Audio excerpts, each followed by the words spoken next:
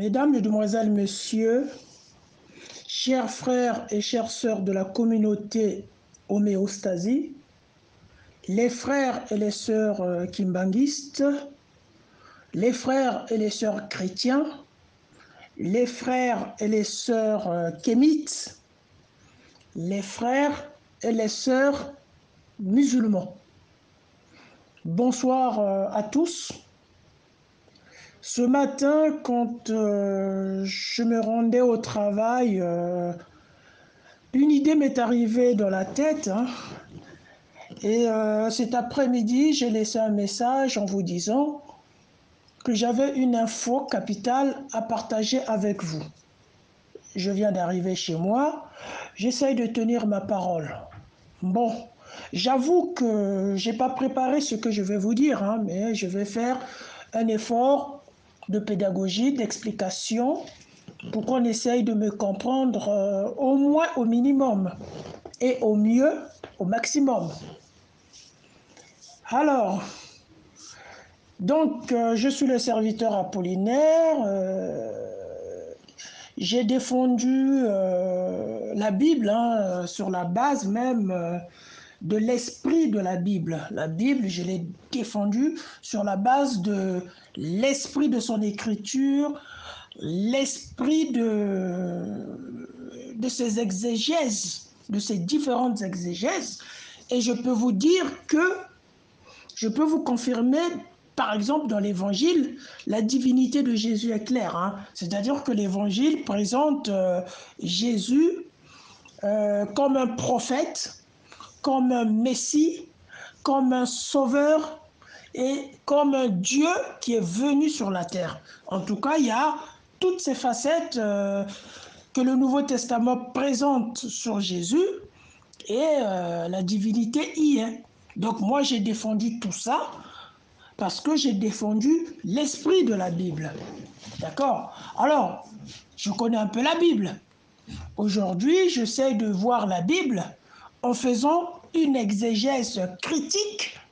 Effectivement, il y découle beaucoup de choses qui nous échappent ou qui m'échappaient personnellement. Donc, avec ce que j'ai pensé ce matin, je dis, on va se partager les infos. Donc, avant de continuer avec un deuxième audio, j'aimerais d'abord remercier tous ceux qui ont eu une considération pour moi par rapport à ce que j'ai dit et qui ont patienté. Je vous remercie de votre patience. Je vous remercie de votre considération que vous aviez pour moi. Certains parmi vous, sûrement, probablement nombreux, sont beaucoup plus jeunes que moi. Et dans ce groupe, j'ai aussi des aînés. En tout cas, merci beaucoup à tous de votre patience. Et la sagesse n'a pas d'âge, en fait. C'est ce que je voulais vous dire. Hein. Les jeunes, les moins jeunes, les plus âgés peuvent, de manière différente, avoir une sagesse à partager. On se retrouve tout de suite avec le deuxième audio. Alors, je vais inventer le titre pour ce court exposé. Je vais inventer un titre, mais un titre qui convient réellement. C'est Abraham n'a jamais existé. Ça va choquer les chrétiens. Ça choquerait peut-être moins les juifs parce que c'est des nationalistes ou les blancs qui veulent exploiter le monde entier par la Bible. Abraham n'a jamais existé. Chers frères et sœurs de la communauté homéostasie, voilà l'information capitale que je voulais partager avec vous.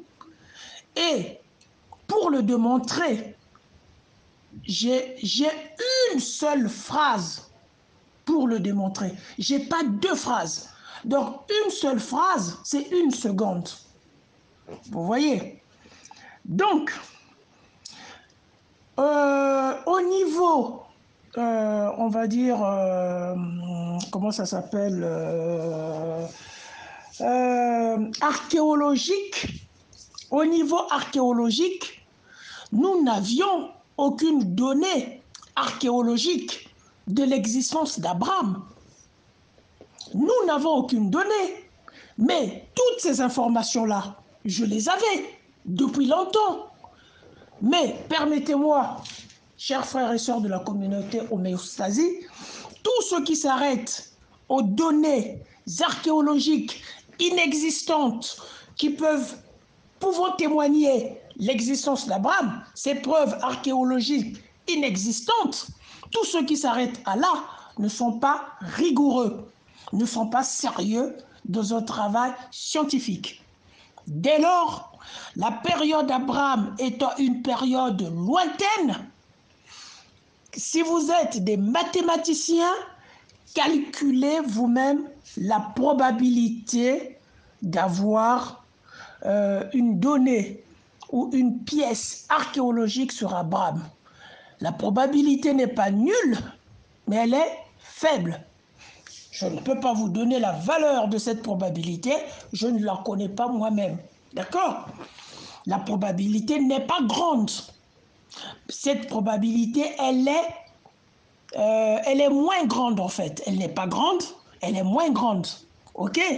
Donc, avec une telle probabilité, on peut avoir comme on ne peut pas avoir. Voilà pourquoi quand j'ai débatté avec mes frères kémites, mes frères kémites, vous me pardonnez, mais il n'y a pas que vous, hein, mais il y en a beaucoup sur Terre, en fait, ici chez les francophones, que ce soit les Français et tout ça. Vous n'êtes pas rigoureux scientifiquement, hein, que ce soit mon frère Monsieur O, hein, que je respecte au passage, il n'est pas très rigoureux scientifiquement. Donc, rigoureux scientifiquement, je veux dire. Hein. Donc, sur la base des pièces archéologiques inexistantes, on ne peut pas dire tout de suite que Abraham n'a jamais existé. C'est un manque de rigueur scientifique. Alors, mais pourtant, donc moi, j'avais ces notions-là. Il n'y a aucune pièce archéologique, mais je ne pouvais pas confirmer sur cette base-là qu'Abraham n'a jamais existé. Mais pourquoi aujourd'hui que je dis Abraham n'a jamais existé? Pourquoi? Parce qu'en effet, par rapport, si vous voulez, à l'histoire des Cananéens, c'est-à-dire cette négrophobie des Cananéens, d'accord?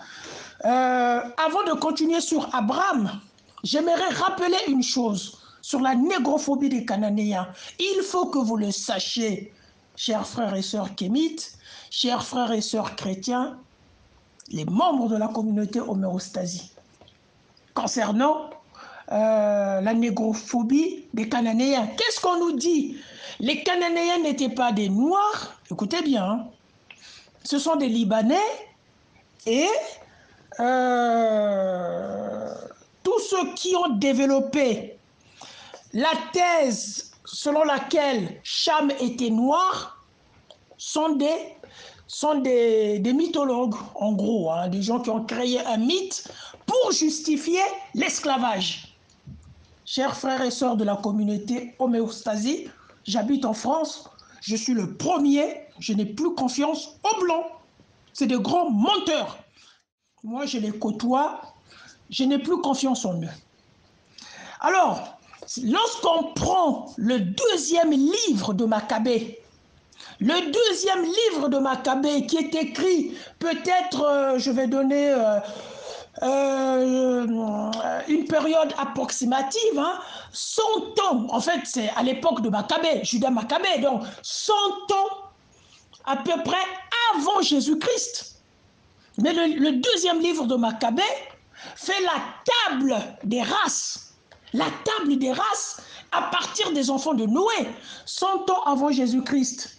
Est-ce que quand ils avaient fait ça, c'était pour justifier l'esclavage en Afrique? 100 ans avant Jésus-Christ? Regardez comment on est en train de nous mentir.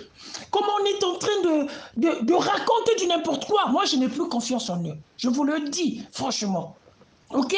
Le deuxième livre de Maccabée, il parle des Cananéens qui sont des Noirs, qui sont maudits.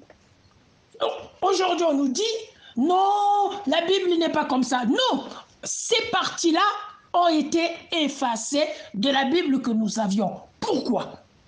D'accord? Et je vais revenir sur Abraham. J'aimerais apporter un éclairage rapide sur les Cananéens. Effectivement, les Cananéens sont des Noirs. D'accord? Parce qu'on les voit, ils sont noirs. On va écrire des récits contre eux. Ok? Donc, le livre de Jubilé, on parle.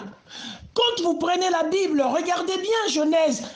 Nous sommes dans le jardin d'Éden, on parle de Adam et Ève, donc nous sommes à la création de l'humanité. Et la Bible est chronologique. Et quand nous quittons la création de l'humanité par Dieu avec Adam et Ève, on arrive avec Noé qui va donner tous les peuples qui peuplent le monde. C'est l'idée même de la Bible, c'est l'exégèse même de la Bible. Tous ces peuples qui peuplent le monde à partir des enfants de Noé sont des peuples raciaux. Ou racialistes, comme vous voulez. En fait, c'est des races. C'est des races. C'est des races. Et on veut nous endormir. Bon, bref, je pourrais revenir sur ce sujet en long et en large, hein, un peu plus tard, pour apporter quelques petites précisions, quelques petits détails. Maintenant, rentrons dans le vif du sujet. Très chers frères, moi je vous ai dit en une seule phrase, je vais vous démontrer que Abraham n'a jamais existé. D'accord? Pas sur la base de l'absence des pièces archéologiques. Là-bas, c'est les personnes qui n'ont pas de rigueur scientifique qui tombent dans ce panneau-là. Simplement, à partir de la légende de Noé, nous savions que la légende de Noé, en fait, le récit de Noé est une légende babylonienne qui a été introduite dans la Bible. Ok? Et dans cette légende, si vous convenez avec moi, c'est une légende, les personnes, les acteurs de la légende, c'est-à-dire Cham, machin, Japheth, Sem, tout ça, n'ont jamais existé. Mais c'est dans ces personnes fictives qu'on est allé chercher le père d'Abraham, c'est-à-dire l'ascendance d'Abraham. Abraham descend de Sem, alors que Sem n'existe pas. Donc, Abraham, si vous voulez, a des parents fictifs.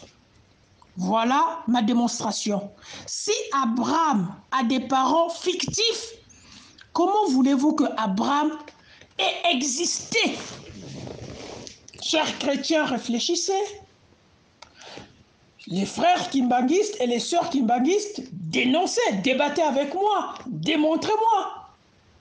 Comment ça se fait, Abraham, qui a des parents, des ascendants, d'accord? Les descendants, Isaac et Ismaël, je ne sais pas.